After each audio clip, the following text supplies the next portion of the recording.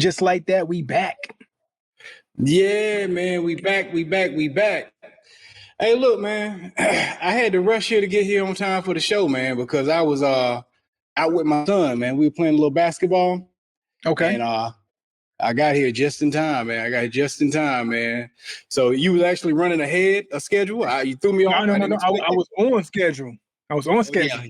You on schedule. But man, I was talking to you about trying to do the 40 and up league, man. Today was informative. You know what I'm saying? I don't normally challenge my son to one-on-one, but I was like, let's just run a little one-on-one because I want to get him used to dealing with certain looks in game versus just skills stuff, doing drills. So yeah, I definitely learned today my footwork is trash. I got to get my feet back together. A lot of clumsy foot movement. And look, I might have hit the ground once today, and I don't think I ever hit the ground before. And it didn't come on defense; it came on offense, which was like new to me. I was like, "Did I just trip myself up?" Yeah. I went behind the back, and the feet got tangled up, and I ain't never. What happened is this is what happened. Because as we get to a point in age, the mind tells the body to do something. There's this slight delay in between what the mind tells the body to do and the body going to execution mode. Before, when we're young and we're fearless, like there's no safety guards in some of our actions when we tell our body what to do. But the body got to be like, hold up, you sure about this? All right, let's go. The body did. The body saw the eyes, the mind saw the crossover. I saw the opportunity. So I went behind the back and went to change directions. And the ball got to where it needed to go. But somewhere along the line, the feet got tangled up. And I just said, do, in slow motion. You don't see me fall in slow motion before. I went slow motion on them, straight down. And I said, okay, am I going to recover? And next thing you know, I hit the wrist and the whole body went down. And I said, wow, I hit the whole ground. My son said, you took your own ankles. I said, I took my own ankles, son. You took your own ankles. Chase flames you. He flamed him. He played me, man. So yeah. I got to do some a little more getting in shape before I'm ready for that. Yeah. Do some coordination drills, man. You got to realize, the older we get, we don't use it, we lose it. I never considered that. Coordination abilities, we got to go back to the basics and train ourselves that coordination. It ain't like it used to be. You can't just wake up. You know what it is? Because when we do drills, I'll drill with them. So I'm like, okay, I still can handle the rock, but I don't have in-game experience. So actually, I'm drilling. I'm doing drills with them. You know what I'm saying? Yeah. So when it was actually time to make a motion, there was no part of me that thought I couldn't do it. I went with normal, natural confidence. Like, that's the move right there. I got him. Bam. And the feet said, no, you don't got him. Nope. And I said, oh, Lord, I'm going down. So, yeah, I got to do some coordination drills, man. There was no part of me that considered that would ever have happened today. So it was a learning experience. Better than one-on-one with my son. Here's the next thing that's going to happen. They're going to have you second guess yourself just a little bit more. You're going to wake up tomorrow. You're going to feel that little tumble you had today. You're going to feel that tumble. Yeah, man. It's crazy, man. I'm gonna throw my wife under the bus, but she fell about 2 weeks ago, and I'm like, dang, I done known you 18 years, and I never seen you fall down before. You just fell down. It was just, she was like, you didn't even try to save me. I said, I didn't think you were going all the way down. I never seen you fall. I never even seen you trip before. Like, she tripped on the sidewalk. Like, it was like a little part that was elevated. She didn't see it. She went slow motion. So hey, you know what's scary though? We down bad. We getting old in the family. Yeah. Like, I remember when I was young and somebody would say, dang, my grandma fell.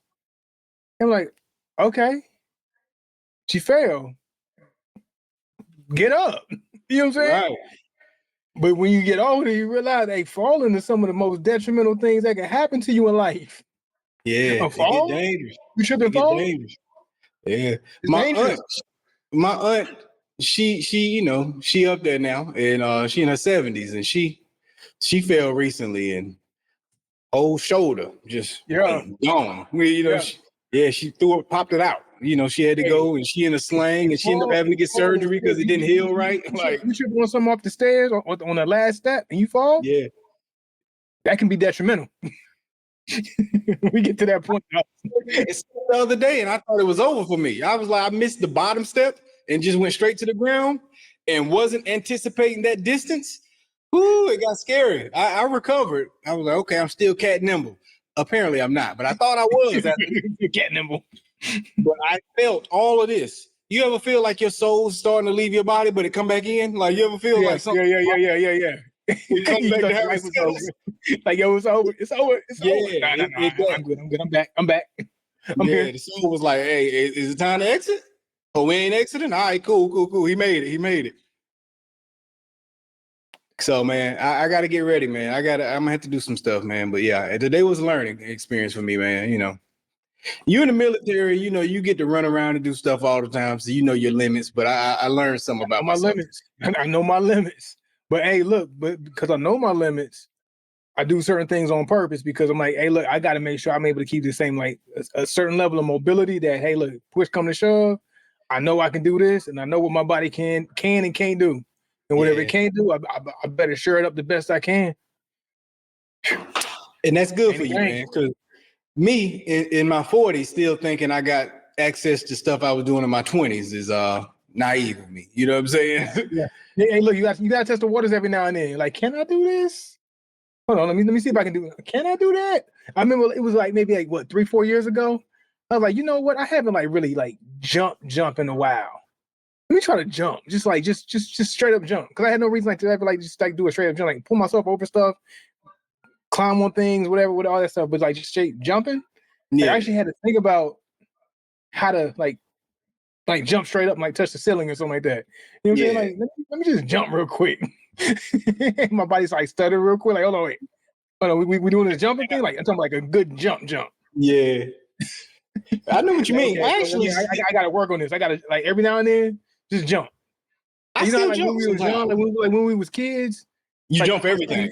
Like, yeah, he's just jumping over everything. My son, like he just jumps. And it's like remind me like when I was a teenager or 10, 12 or whatever, you just jumping, touching the ceiling or trying to touch the little thing, like you doing basketball moves, layups and whatnot. Just jumping for no reason.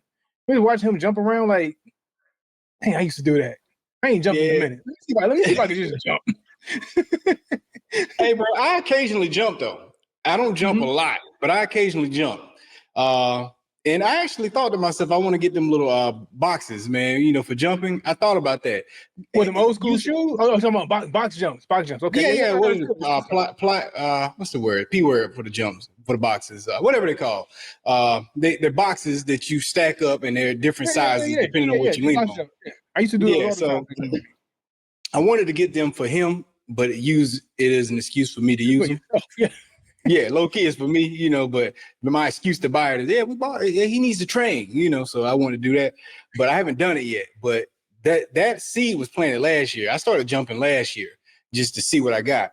Like, so last year while we was at the gym one time, I was like, let's just see if I can, let's start with the nets. Can I touch the nets? Go up there and got the net. I was like, whoo. But look, I'm gonna be honest now.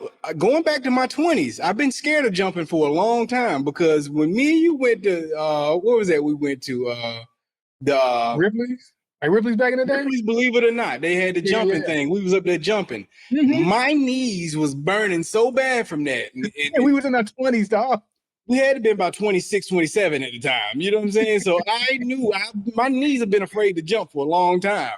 Yeah. But I slowly started incorporating it. So I went while we was at the gym. I was like, all right, it's backboard time. This backboard looks super high to me. Can I touch this backboard? I fingertipped it. You got the phone? You got the phone? I got the phone. I fingertipped the phone, but that was it. And I was so mad with it. I was like, this sucks. I can only hit the bottom of the backboard. The glass. You got to put the palm on the glass at least. I should have. Hey, look. I should have been able to palm the glass. Young me could grab the rim. You know what I'm saying? I should at least been able to palm. I could never dunk. Couldn't get close to looking like I could dunk, but I could grab the rim. Contrary to y'all's popular belief, I could touch the rim back in the day. I could touch the rim. I can nick the rim. I could nick the rim. I can nick it. I got a fingertip on the rim. I can get a fingertip on the rim. I don't know what y'all saw or what y'all believe, I can hit the backboard. I can slap the backboard, and I can nick the rim. Back in the day. I remember you being able to hit the backboard. I don't know about the rim, but I do remember you hitting the backboard. I can nick the rim.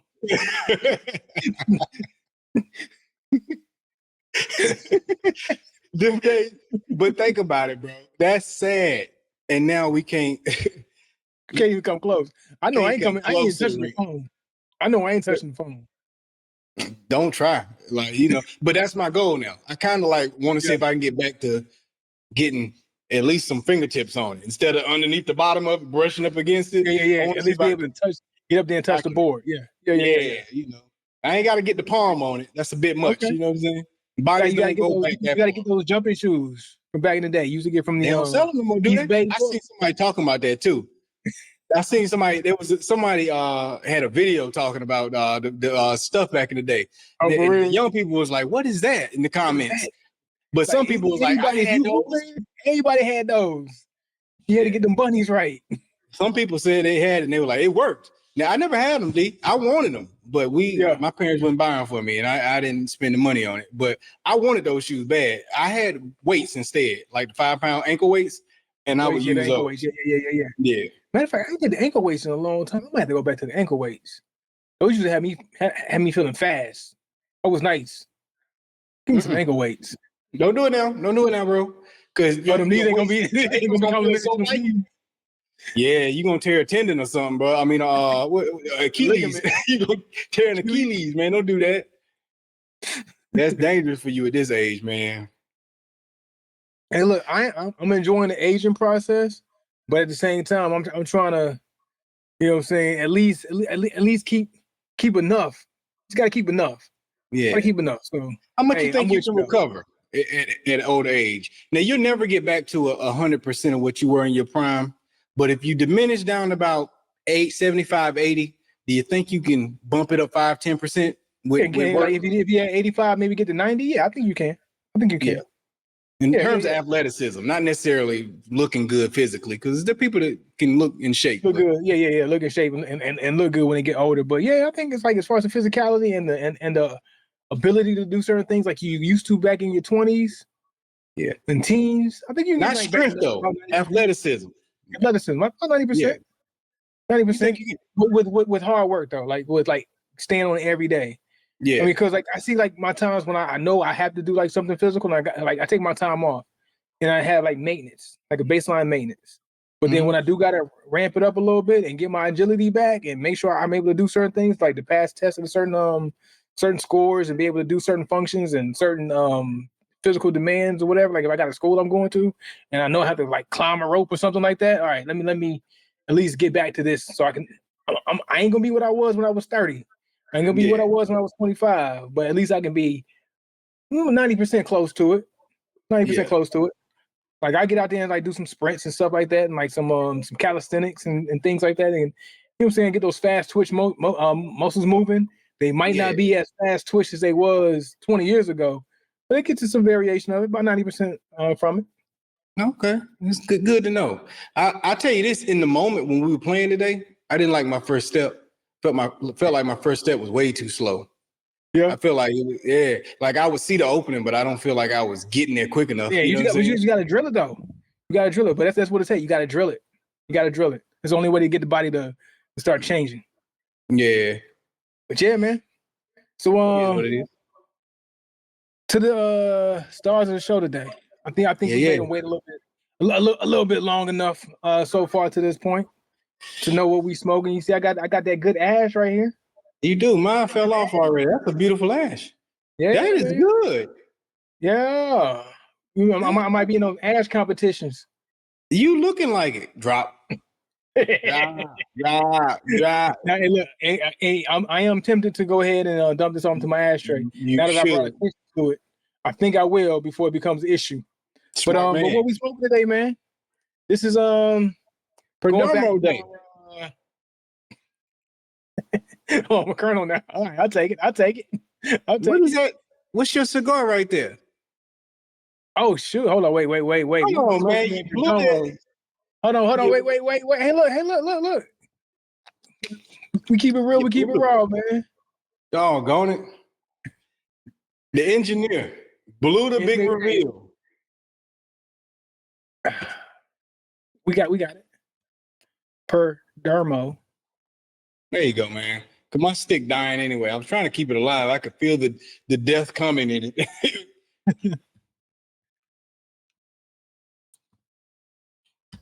All right, there we go. I think we good. I think we good now. Boom. We smoking Perdermos today. This kind of takes us back to our origins. Did we smoke Perdermos? It was like very, very early into our episodes when we started doing this podcast. We mentioned in Perdermos. So this is kind of home for us. Was never the biggest Perdermo fan, but come to find out, Maybe I actually was a Perdermo fan. Yeah. I kind of talked about going through my stash and I had some cigars that I kind of kept for a little bit too long, telling on myself here. And they've been sitting around, and I realized how many old Perdermo bands that I have that I've actually ventured into this world of Perdermo for a period of time. And some of them we didn't like, i.e. the champagne one. Perdermo got the champagne, right? So disappointing. Wrong name for that type of cigar. And I've had some that were actually pretty good. Some I didn't that we didn't like, but some that we came around to the conclusion that Perdermo they do all right. They do all right. Hey, bro, the champagne is what introduced us to Perdermo. We saw that name, we went to go do it. Now, in retrospect, that cigar was the champagne was doomed from the jump because it was light skinned. But I know that now. You know what I'm saying? I would have never fell for that. Yeah, we didn't know that before. At the time, I think I smoked about 3 times trying to man, it's got to be good. What is it? They wouldn't have called it the champagne. Yeah, you called it the champagne. This is the champagne. Why is this not good? Right. I kept trying to drill it in my head. This is good. This has got to be good. It's called champagne. It wasn't good. I didn't like it. But yeah, it had that light skin wrapper. But I'm smoking the 30th anniversary. Looks like you got the Habano Maduro. It looks like we both went dark on the wrappers today. Leo, I think yours a little bit darker than mine, of course, because you got the Maduro wrapper. I have a Connecticut broadleaf, which I've learned that not all there's different types of Connecticut's, right? And I think that Perdermo and champagne is like it's a different type of Connecticut. I think like Connecticut USA or something like that. That's that light skin leaf wrapper. Yeah. But this is the Connecticut broadleaf. So a little bit about its origins and its makeup. Origins Nicaraguan, binders Mexican San Andreas, filler is Nicaraguan, and wrapper, of course, like I said, Connecticut broadleaf. That's what we got today, the 30th anniversary. Yeah, man, and you still got the 25th anniversary in your possession, don't you? 20th. You still got the 20th anniversary. It's very stale. It's very stale, but it's tucked away in one of my humidors. I never knew you were a cigar pack rat, man. I didn't know you were a cigar pack rat. You just held on to old cigars and stuff and won't let them go.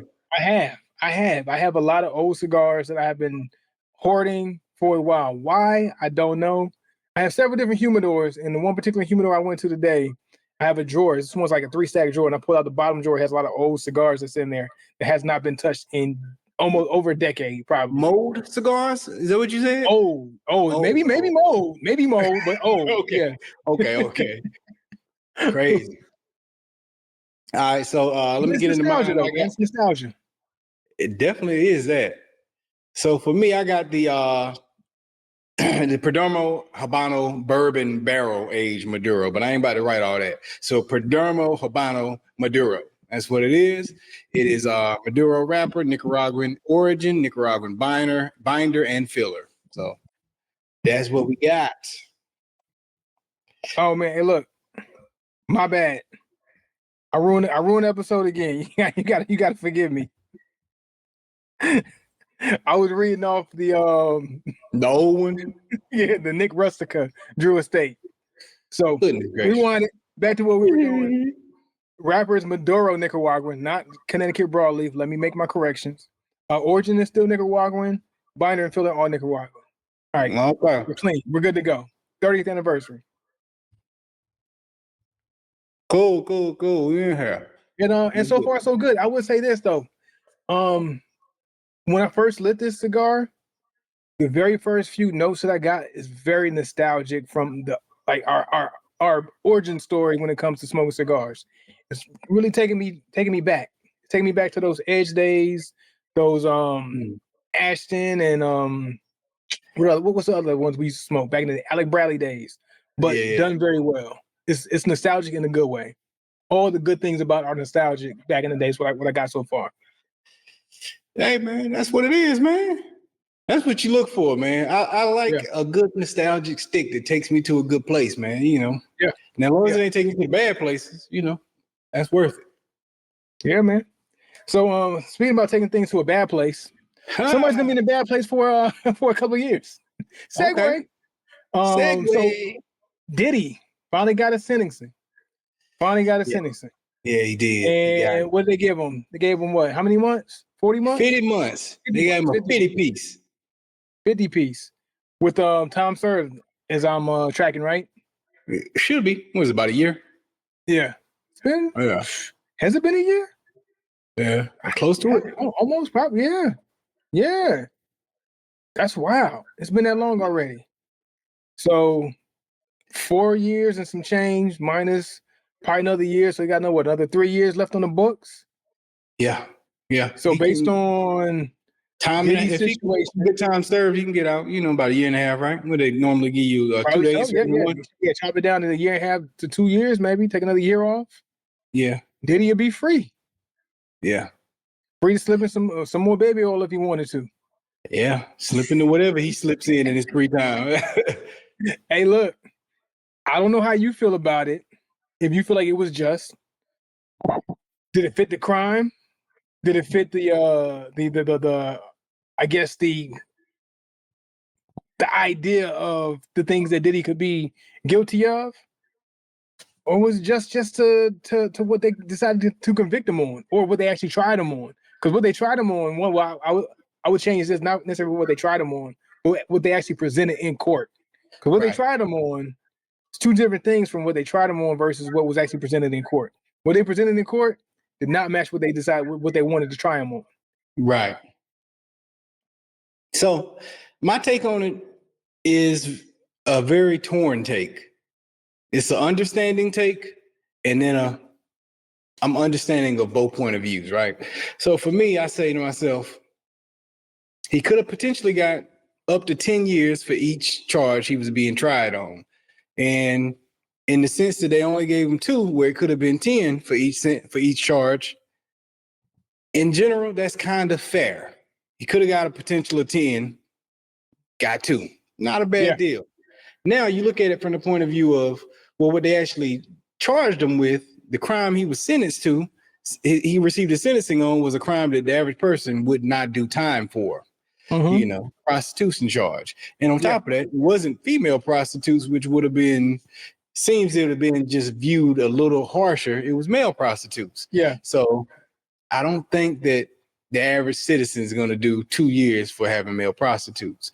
But from my understanding, the judge was like, hey, you've got a history of abuse, and we think with your resources and your money and your fame that you probably would get right back to what you were doing. You haven't spent enough time in. So, you know, go sit down a little longer to learn your lesson. So I think that thought process is correct. I think that he went into that courtroom and admitted guilt to a lot of crimes and a lot of bad behavior where, yes, in reality, he is a man who needs to be rehabilitated. And in that year's time, he's probably not rehabilitated. So it is fair to sentence him to more time, to give him time to be rehabilitated of all his criminal behavior that was technically not what he was charged with, you know what I'm saying? But stuff he was willing to admit, being abusive, being other stuff that just, you know, wrong. I mean, he had illegal guns, he had drugs, he had everything, you know what I'm saying? So he's a man that needs rehabilitation. But I'm torn because America, our judicial system is one of reasonable doubt. If I'm 99% sure that you did something and 1% sure you're unsure if you did, then I'm innocent. So with that being said, you can't convict me of it. So I can go into this courtroom and I can say, hey man, I committed 50 crimes, but you ain't charged me with none of those. You charged me with this one and I'm innocent of this one. And if I'm 1% innocent of this one, forget them 50 crimes. You gotta let me go. I'm innocent. Yes, I'm a criminal, but I'm innocent. You know what I'm saying? So that's Yeah. where I'm torn, is the fact that this man received 4 years for something the average person would not receive any time with, is because he technically, I don't care how bad a person he is, what he actually got convicted of, you would not punish the average person for. So it would be a slap on the wrist. He got an actual pop on the butt. You know what I'm saying? And it's just like, no Diddy. No Diddy. You know what I'm saying? But yeah. So yeah, I'm torn in that. I get why the judge did it, but I'm also torn with the fact that that's kind of not what we do here in America. So like, maybe other that's the controversial part that I see a lot, because like I've seen a lot. But we do it in America. Let me correct that real quick. What? I said, let me correct that. We do that in America, but that ain't really how the system's supposed to. How it's supposed to go. Yeah, how it's supposed to go. But and that's what I'm saying. Like a lot of people mentioning how unfair, like as far as like he should have got more time. I can't believe they only going to give him this amount of time. But at the same time, what they tried to charge him on, or they tried him on, they didn't prove nothing. They didn't prove it. So honestly, he should have beat the case. He should have beat the case completely, based on what the court case was built on. Right. There was nothing. If he walked yesterday, I wouldn't have been mad at it. Yeah. And like, do I feel like he deserved, like you mentioned, time to be rehabilitated, time to sit down for a minute, because you probably have done some things, or well, we do know that you have, like you said, a history of bad behavior, or things that are criminal in your past that you probably need to sit down for. But that's not what he was tried on. He wasn't tried on bad behavior. If you want to try him on bad behavior and sentence him for 4 years for bad behavior or longer, by all means. But at the same time, that's not what was presented or proven in court. Right. And I am not on the side of Diddy, by all means. We came on here, we talked a lot of different cases about how wrong he's probably been in a lot of things, and some things that we are suspicious of, that he's guilty of, probably 99% guilty of. Yeah. He should do the time for that. But wasn't tried on any of it, nor was it any of that presented in the criminal case. Like what I would have liked to have seen, if a lot of these things are true, based on the things that we that we're assuming about Diddy may be true, is some kind of inkling, like some kind of droplets of some of this information being true. But just the fact that it was none of it. Nobody came forward who should have came forward to speak on some of these things that could have been addressed in court and put on public display. Because there was a lot and it's not unfair to say, well, maybe they shouldn't have talked about it, because they talked about a lot of stuff that didn't have to do with this case. Right. Semen on nipples has nothing to do with the case, technically, right? No. It has nothing to do with the case in and of itself. They just wanted to paint him in this light and ruin his character and have eyes of America look at him in a certain kind of way. Had nothing to do with the case itself. So on the flip side of it, if we felt like there were some things that were criminal that should have been addressed, like the things Albie Shorts talked about, the things that Jaguar Wright talked about, where were these people to go into the court and try to offer this information up to speak on these things? So, okay, we can bring light to it and really get a painted picture of how bad this guy might truly be. Right. Other than him putting somebody's semen on his nipples. Like that has nothing to do with a criminal charge in America. Right. Yeah, I agree. I think his sentencing was harsh and fair all at the same time. Weird thing to say, but it was harsh and fair and unfair all at the same time. It was all of it. Yeah. You know what I'm saying? Like it was everything. Which how do you achieve that? I have no idea, but good job, America. You did it. You did the unthinkable. Good job, America. you created the biggest mix of stuff. It's weird, man. Dude's guilty of something. So we charge him with whatever, but it's unfair to charge him that way. But it's fair, but then it's not really truly. I don't know. Just let the man go at this point. Ooh, like you blew it. You blew it. They had a lot, and they didn't prove enough to get him on nothing substantial. And then you just made up for it by like, all right, I'm gonna hit you harder than I should hit you for this, but it's for the other stuff that I couldn't charge you with. You know what I'm saying? That's unfair to do, but it's logical to do. You know what I'm saying? Yeah. All of that. 1000%. Yeah. Weird thing, man. And I saw the drawings of him falling out and stuff and crying. I see all of that. White hair. But hey, did he be free roaming the streets in just maybe another 2 years or so? 2027. How will he be received? Say what? In your opinion, how will he be received when he returns? I think by the time he comes back, that not saying all will be forgiven, but it's going to be out of sight, especially if things kind of just die down. He stays quiet. He comes back sort of humble in a sense. Like he won't be met with much vitriol, in my opinion. You're not going to return to the same stature you were. It might take time to work there because, like, just public opinion, like you've been painted in a certain way. But I still feel like even when he does get released, that the culture is going to shift enough into his favor, where a lot of his bad behavior is not even going to be looked at as salacious as it was or how we looked at it now. Like if he got tried with a lot of this stuff and it came out, say, maybe 10 years ago, he would have been looked at like, yo, bro, you out of control. But a lot of his behavior is more acceptable in 2025. And it's probably going to be looked at even less, you know what I'm saying, egregious in 2027 or 2028 when he's finally released. It's going to be like, whatever. That was just passe. It is what it is. Get back to business.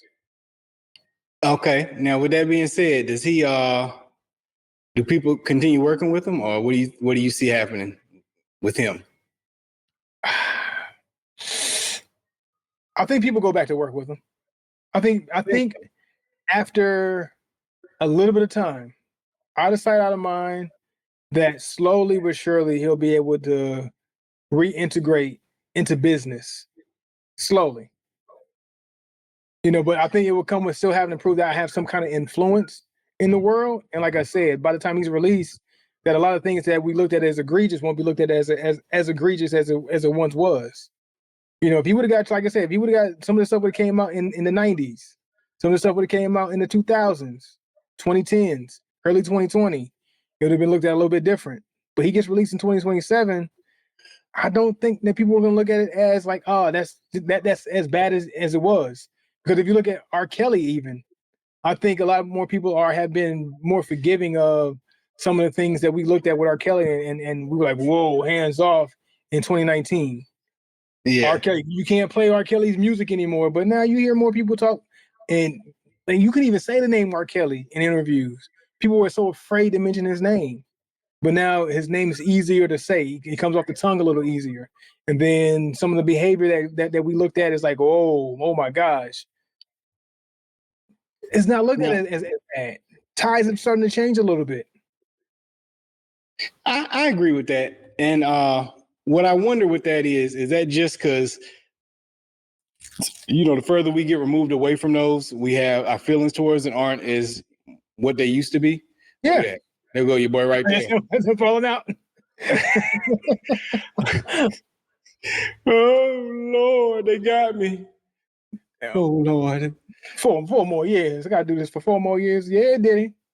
You know what you did. You know what you did. You gotta been jumping for joy and saying 4 years is all I got. I'm happy. Yeah, poor guy. Yeah, those should be tears of joy. Those should be tears of joy for Diddy. Poor Puffy. Nah, but nobody. Yeah, because I guarantee you, if Kales can take it back, he'll take them 4 years over what he got. Mm-hmm. Who was more criminal between the two? Diddy. You text me like criminal, like as far as how they were charged. Of course, Kales got the bigger case as far as what they try to charge him on. But as far as if I had to assume somebody's criminal behavior in life, in their past and their history, I would say Diddy's the bigger criminal over R. Kelly. So Diddy should have more time than R. Kelly, easily. Damn it, man! Gotcha. On your white my ash. Now I just look dusty. I look like Pigpen from the Peanuts. But yeah, speaking of R. Kelly though, man, his name's starting to make the rounds again, ain't it? Yeah, and it's coupled with somebody else's name too. I've been seeing a lot of. two big music minds. Two of some of the biggest music minds in the 90s and into the 2000s. And there's been a lot of comparisons, a lot of verses talk in a sense. Yeah. Babyface versus Kells. Who is the king of R&B is what they're saying. Like at one point, before the whole R. Kelly case, and then a little bit afterwards now, it's been unanimous that R. Kelly is the king of R&B. King of R&B for this generation, or the last 20, 30 years has been R. Kelly, R. Kelly, R. Kelly. Right. But now I'm seeing the narrative being rewritten that it's Babyface. People saying Babyface is the true king of R&B when it come down to it. You're saying he got songs from the 80s, 90s, ran the 90s into the 2000s. He's written hit after hit after hit for several different artists. And some people saying that Kells can't, he don't hold a candle to Babyface. They say it's not even close in some cases. Some people are still saying Kells. Some people still saying no, R. Kelly the king of R&B. But some people saying, nah, Babyface by far. And I don't know I know how I feel, but I don't know how to take the response of America kind of swaying things towards Babyface saying, nah, Babyface is the king of R&B. Is it one of those things where, okay, let's take it to the basketball conversation, right? Is it one of those things where one of our legends gets forgotten about, like a Kobe Bryant, for instance, and then it's this big push to make sure, hey, man, we got comfortable forgetting about this great, but we got to really let y'all know this person was great. So now it's the push to let it be known. I think that might be it. We break somebody else down, like a LeBron, just to build the other one up. But yeah, they both are who they are. But it's just become so common to say Kells that now it's like, hey, whoa, hold on. Let's not forget this other name. We got this other individual who's been putting in work. Let's not forget. I don't hear enough conversation on how we gonna how we just gonna skip over Kobe Bryant. How you gonna say LeBron's either one or two, and we haven't even discussed Kobe Bryant yet. And then now we gotta pull the highlight reel, and don't forget when Kobe did this, and don't forget when Kobe did that. So how you just gonna skip over Kobe and put LeBron either one or two? Yeah, and we didn't even talk Kobe yet. I think that's what might be happening. It might be where there's this push of, whoa, hold on, wait, Babyface was a monster. How did we all forget to acknowledge his greatness? It feels like it could be that. You know what I'm saying? Yeah. Like, how did we forget his greatness? But, hey, look now, I'm going to be honest. I understand, and I'm going to take it to the Kobe talk to bring it back to the Babyface R. Kelly thing. I understand people doing that when it comes to Kobe. But at the same time, you and I lived through both of it. And in the moment, everybody was quite comfortable saying it, even when Kobe was here. You know what I'm saying? They were quite comfortable skipping him and going straight to LeBron. So it's kind of like maybe his death helped us all be like, want to revisit and give him a little extra credit. You know what I'm saying? Now, Babyface hasn't died, but maybe Kells going away has kind of made us be like out of sight, out of mind. We didn't like him. So now we diminish him a little bit. Now that we coming off of the getting comfortable with liking him again thing, you know what I'm saying? Now that society's kind of reintroducing him back in, we brought him down a notch when we It's like, okay, now that society has been saying his name a whole lot more, and it's not as taboo to even mention his name or mention his work and his songs. We can bring him back, but we can't put him as the king. We got to crown somebody else the king if we're gonna be comfortable with his name again. Right, because before he went away, he was the king. We were all comfortable with it, just like we were all comfortable just putting Bron ahead of Kobe when they were both here. Like, you know what I'm saying? So I'm wondering if it's that. Like, it could be. So, but regardless of the reasoning why, do you have a definitive who's the king of R&B?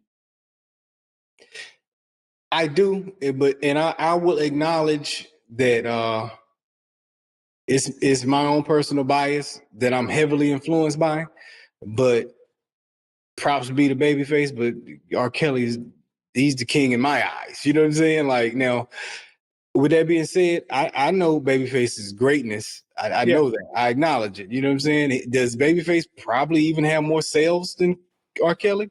Probably even got more record sales. Yeah. Probably. You know what I'm saying? But I'm what Babyface does don't resonate with me the way what R. Kelly does. You know what I'm saying? At the end of the day, so it don't hit the same. It don't hit the same. Babyface to me is always like a Smokey Robinson. You know what I'm saying? Like, and Smokey was great for what he did, but Philadelphia, them Philly writers, what was them boys that the two dudes? They were some bad boys up there in Philly, and I resonated with their sound just a little bit more. You know what I'm saying? So I don't know. You know, maybe that's what it is. You know. Well, but let's break it down then. It's two different eras to me too, even though the eras overlap. No, eras definitely overlap of R&B. He's what pushed it to what it became. So I would have to say that if you look at the 90s and the way the 90s was shaped, the 90s was shaped by Babyface in a large sense. Because you would have to say that. You can't you can't skip it because all the artists that he wrote for and produced for, from the John B's to Tony Braxton to Whitney Houston to you just name it. A lot of the soundtracks that he got on the Tevin Campbell's, there's a lot of work that he put in the 90s to give the 90s a sound. Yeah, but now, who changed the sound throughout the 90s and said, I need my sound to sound like what that boy is doing? It's Kels. That's what I'm saying. Babyface did a good job of riding what the 90s were at large, but who was that X factor in between the 90s, just slicing up the charts with these different sounds and different ways and different approaches of artistry when it came to R&B music. And then by the time the 90s were over, what did the sound start sounding like? It started sounding less like Babyface and more like R. Kelly. You had more children of R. Kelly, sons of R. Kelly, who were doing R. Kelly style songs than Babyface songs. Even though Babyface was huge as far as his contributions to different artists in the 90s and even himself and his songs. You know what it could be? They both their pens was crazy, and but a lot of people went to Babyface for his pen a lot more. And that's probably his behind the scenes effect on R&B. Yeah. Is probably why he don't get the recognition, because like you said, everybody was copying R. Kelly, the artist, not necessarily his R. Kelly, the writer, or producer. They wanted to be him too. Yeah. I mean, that definitely. I mean, that comes with the territory also. But I'm saying, to be his children, you see his imprint on the genre a lot more, as far as the influence in other artists copying his style, not necessarily his production. Or I look at Babyface as the pillar, who kind of held R&B up in the 90s. Yeah. But then I see R. Kelly as the game changer of the 90s. Yeah, that. And I think that's why I go back to what I said. Does Babyface probably have more record sales than R. Kelly? Probably. You know what I'm saying? Maybe not. That'll even be hard to say too. I looked it up the other day when you first brought this to me, and there's no definitive number on R. Kelly record sales. It's just based on his individual sales. They don't really have a lot of his behind the scenes work. All the things that he produced. But see, and all this, and they acknowledge Babyface at 750 million records involved in everything he was. They have his production from the Whitney Houston to his solo projects. And everything. Yeah. So when you look at it from that, it ain't close. 750 to R. Kelly's individual sales, Yeah. But I look at it like this too, and I don't think I've ever given my definitive answer of who is the guy. It's Kels. It's Kels. I know you didn't have to. And the way I broke it down was this: is I feel like R. Kelly was more focused on him being the artist. Babyface was more focused on him being the writer and producer. Right. R. Kelly still did writing and producing. He had Changing Faces, Sparkle. He had his artists, and he did his own thing. He had Rockland, and Rockland didn't necessarily come what LaFace became, but he was still focused on being R. Kelly, the artist, more so than Babyface, focused on Babyface being the artist. I feel like Babyface can never be what Kels was as a solo artist, but Kels, if he wanted to, could have been Babyface, how Babyface was as a writer and producer, if he wanted to. I feel like R. Kelly could do what Babyface did, but Babyface could never have done what R. Kelly did. Babyface could have never been the icon that R. Kelly was as a solo artist. He would have never done that.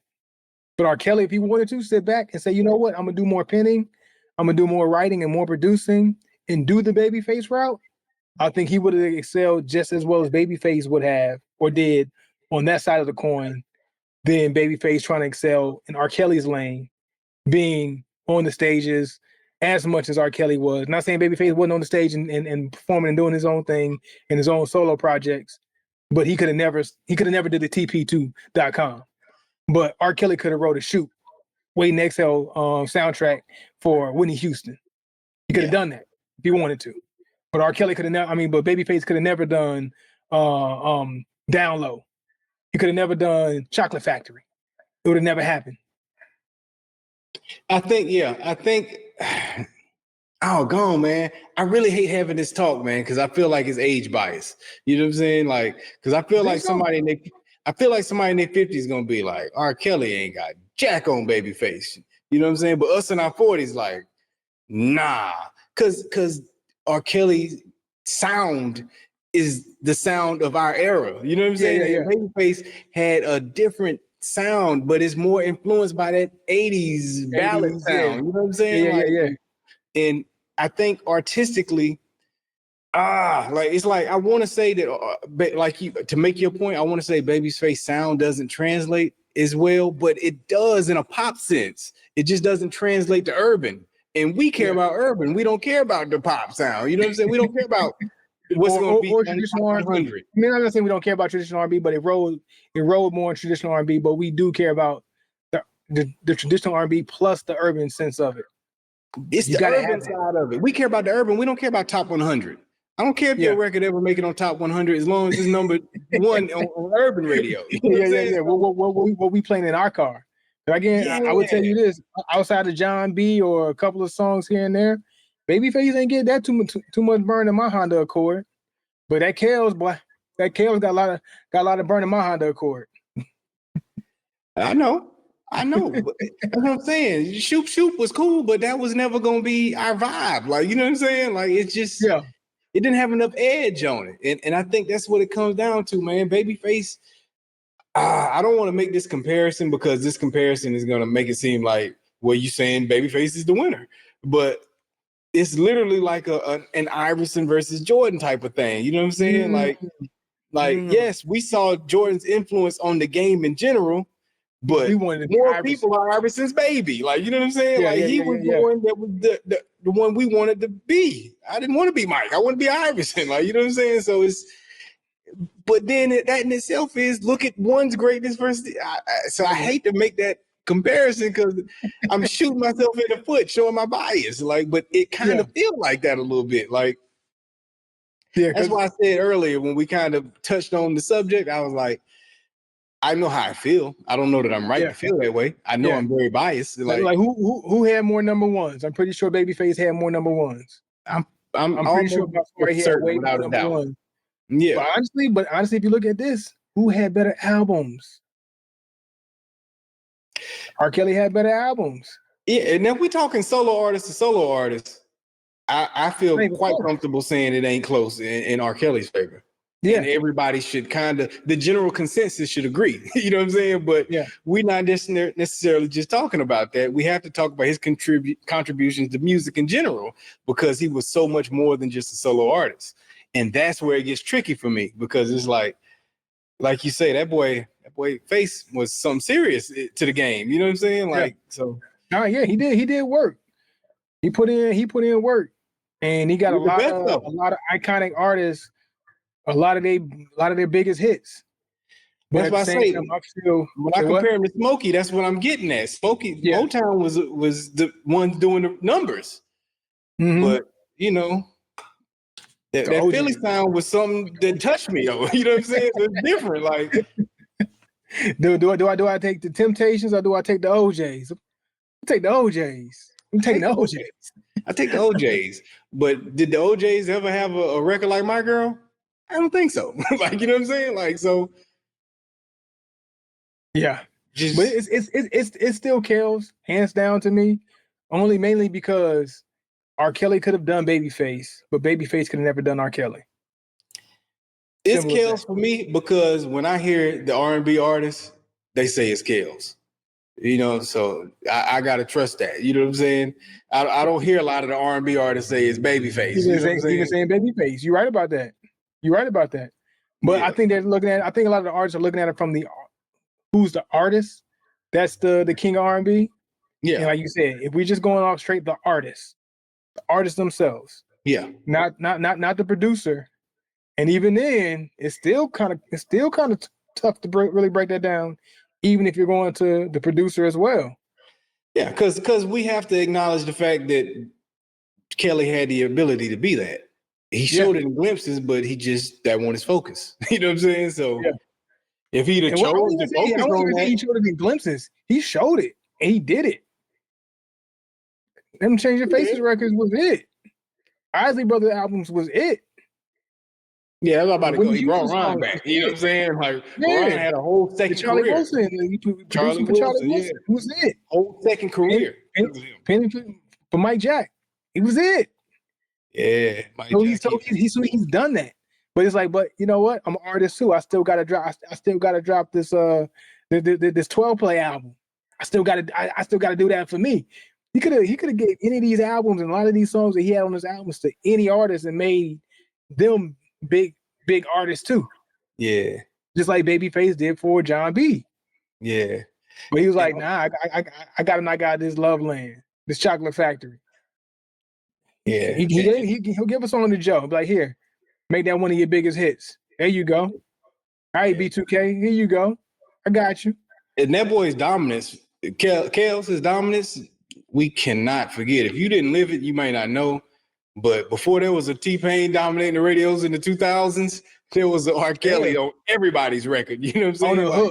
On the hook, either he wrote it, produced it, doing the hook for you. If you wanted that hit, you can't even get Kels on your hook. You know what I'm saying? Yeah. Like, let alone what he was putting out for his own individual records.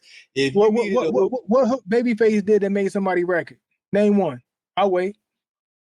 For the Lover in You remix by LL.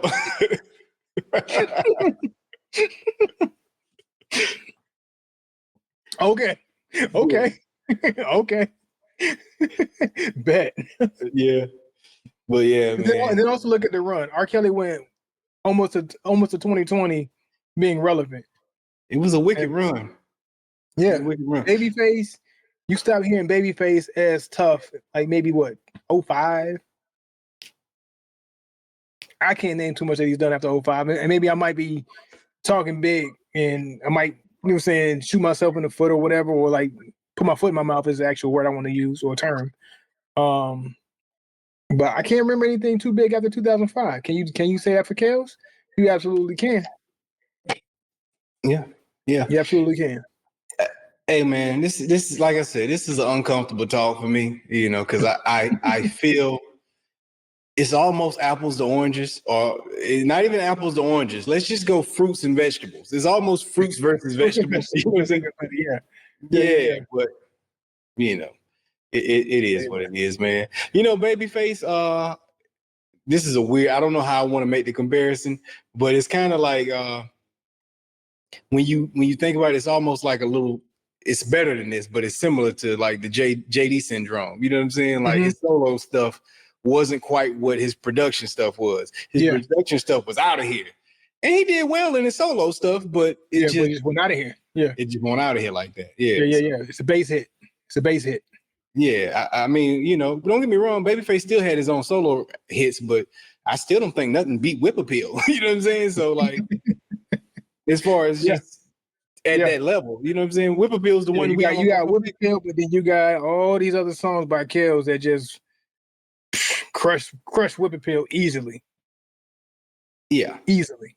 Yeah. So, hey, man, if y'all been following the podcast at all for any period of time, y'all should have known we was about to go lean heavily in Kelly's favor. You know what I'm saying? But respect to the God Babyface. You know what I'm saying? And don't get us wrong. Like we show love to all of our greats, and he is definitely one of the greats. And his contribution to the genre is greatly appreciated. bro. Babyface. You don't whenever we talk about solo artists we listen to, his name don't ever come up. But don't get me wrong, it's gonna be a sad day when Babyface leave here. You know what I'm saying? Like, so Yeah. He's like that. You know what I'm saying? We all Yeah. be sad as hell when Babyface go home. Like, so it's a big appreciation for what he did, man. Big appreciation, but I don't think he the king of R&B though. You know, I don't think he's. That's facts. That's facts. Well, answer me this though: is Perdermo the king of cigars? Nah. Hell no. Hey, but look at this ad for the second time though. Boy, this construction is legit. My construction is legit. That's all I got. Hey, you keep dropping yours. Hey, but let's go ahead and review these sticks, man. Let me go ahead and kick it off. Or you want to go ahead and kick it off? Okay, I got it. All right, so Perdermo, man, this is a good reintroduction to Perdermo. And I say reintroduction because I have not smoked a Perdermo in a very, very, very long time. And almost forgot a lot of their characteristics in their sticks. And a lot of times their cigars kind of get lost in the shuffle of, did I like Perdermo or did I not like Perdermo? Was Perdermo good? Perdermo wasn't that bad. But then I don't know about Perdermo. And Perdermo falls into that category for me. And I feel kind of bad for Perdermo in that sense because they've had some good moments with me. And today's another good moment. And I can say I do appreciate this 30th anniversary stick by Perdermo. I think they represented their milestone very well with this stick, which they should. You know, you can't make a milestone stick and it stinks. So they did a really good job. The construction of the cigar was great. The nostalgic value of it from that first light was right there. You know, it took me into a good place pretty early, and did not back down from a lot of the goodness that it was able to offer. So as far as like a lot of the tasting notes, I got a lot of coffee, cocoa bean, coffee bean, technically, like that espresso type of taste, which was really, really strong in the very beginning. Kind of dialed into a little bit of more of a oaky taste later on, but that coffee taste is still kind of like lingering underneath, which is really, really, really nice. I can really greatly appreciate those tasting notes that's in there. Mixes with that wood, that oak, and that natural tobacco very, very well. Outside of that, nothing really stuck out that says, okay, yeah, this is a top-notch flavor that I'm really, really leeching onto, other than that espresso and coffee bean. So nice, simple stick, easy smoking cigar, very enjoyable. Nothing that punches you in the mouth, nothing that makes you have to take a seat to enjoy. You can smoke it on the go, or you can smoke it trying to relax. However you want to smoke it. It's one of those like all-purpose sticks, but to be enjoyed. To be enjoyed. Good construction again. Got two good ashes throughout the smoke. Didn't have to relight it, or retouch it. It's been good to go. So if I had to rate this out of 5, I'm going to give this stick a nice little 4.4. It was a really good stick. It could have done some things better to stand out, but I think for what they were probably trying to do with this cigar is just make a monumental stick that just had a lot of goodness. Not going to do too much to lose you, but it's going to keep you right there in just, we're good. This is Perdermo. This is 30th anniversary. And I want to remind you that, hey, look, we are a good cigar company. We make good sticks too. 4.4. 4.4, huh? You stand on that? 4.4? As far as this cigar, yeah, I'm gonna stand on it. Maybe I'm getting caught in the nostalgia and saying 4.4 because of the nostalgia. Because it just really took me to a good place. I said it has a lot of goodness. You throwing me off now. I'm gonna be honest with you, but I'll get into why you throwing me off. Okay. So my Perdermo, the Habano Maduro, I really enjoyed my cigar also. I enjoyed it a lot. Now, with that being said, this cigar, it gave me same two notes you said. I noticed the coffee espresso, that coffee bean espresso taste on it. I noticed you said cocoa. I was gonna go chocolate with my description of it, but it's more like a little dark type chocolate to it, which provided a subtle sweetness to it. It was some earthiness to this cigar. I'm starting to pick up on some leather on this cigar. It had some subtle spice that I noticed on it. It's had a very good draw on the cigar. This cigar, another note that I picked up on, they said this was the bourbon barrel. Okay. And you pick up on a little bit of that barrel taste on it also. You know what I'm saying? It gives you a little bit of that.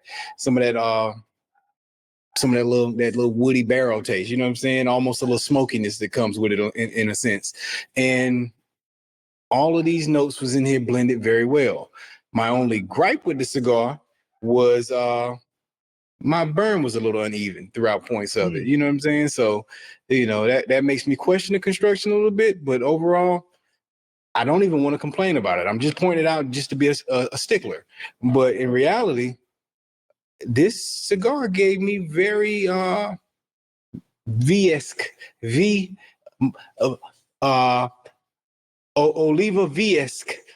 vibe. You know what I'm saying? Hey, now, careful what you Good say. aroma in the air, nice full smoke. I was looking at the smoke, and my smoke had almost a blue color to it. I was like, man, my smoke got an aura coming off of this cigar right now. What is going on? Like, an aura, the correct way that the word should be used, not the way that the kids use it today. You know what I'm saying? But I was like, wow, this is something else. And I was really enjoying my cigar a lot. But no part of me was going to go to a 4.4, which made me think to myself, I feel like I personally enjoyed my cigar more than you did when I listened to your description of it. You know what I'm saying? So I was like, well, I feel like I was like a pig in mud, or however the little saying goes. I was over here in slop, pig in slop. I was enjoying this stick, man. I'm probably gonna pick it up again at some point as a little stick for throughout the week. So, but my score was a 4.3 that I was gonna give it. You know what I'm saying? But this is a damn good cigar, man. You know what I'm saying? So shout out to Perdomo. They did their thing. You know what I'm saying? I'm not saying that it is the V, you know what I'm saying? But it puts you in that mindset, that vibe. You know what I'm saying? It's their version of it, and it's this is a pickup for me. You know what I'm saying? Something I'm going to do again in the future if I can remember to, but and the price point on it was affordable also. What was it? $12.50? Oh, nice. $12.80. You know what I'm saying? So Okay. I liked it, man. Perdomo is one of those sticks, like you said earlier, where I see it and I go, I don't know if I want to waste my time with Perdomo today. I feel like that. Yeah. They real. But when I get to thinking about them, I'm like, I don't know if you're good enough for me to go get today. You know what I'm saying? Like they just solid to me. But I always get that feeling like it's gonna be hit or miss. And it's probably due to the champagne days. I still linger on those feelings, but this is the one for me. I don't think I'm gonna try your 30th. I'll just go back to my Habano Maduro. But those are two things I really enjoy. Which is good. And I would say this too, like between yours and mine, like mine was more straight and narrow. Yours had a little bit more tricks and flips and things that it did, which could bode well for that cigar particularly. But for what I got, what I was looking for today, it hit me right where I needed to hit me. So I mean, maybe I'm a prisoner of where, like, of the moment and that nostalgia, and then it actually staying right where I was hoping that it would be, and saying 4.4 for giving me what I wanted. Maybe if I was looking for something a little different, maybe it would have been lower or higher. I don't know. But based on what I got today, it's like it gave me what I needed. It gave me exactly what I needed. So I don't know. I enjoyed my stick. I don't know if my review sounded like I didn't, but no, I really enjoyed it from the first light to still where I'm at now, final third. Yeah. Okay. Hey, shout out to Perdomo. You earned your episode today, even though it was not that intentional. You earned it. It was a good day. A good showing for Perdomo, man. And when I see these Maduro rappers, I'll be a little quicker to grab one next time, man. Yeah. Stay away from them light skins. Yeah, stay away from them, though, man. Stay away from them. But anyway, man, that's today's episode, man. We appreciate y'all for tuning in to this week's episode of the Cigars and Everything Else podcast. Keep your sticks up high. Free Diddy and keep them locked up all at the same time. We out. I'm confused.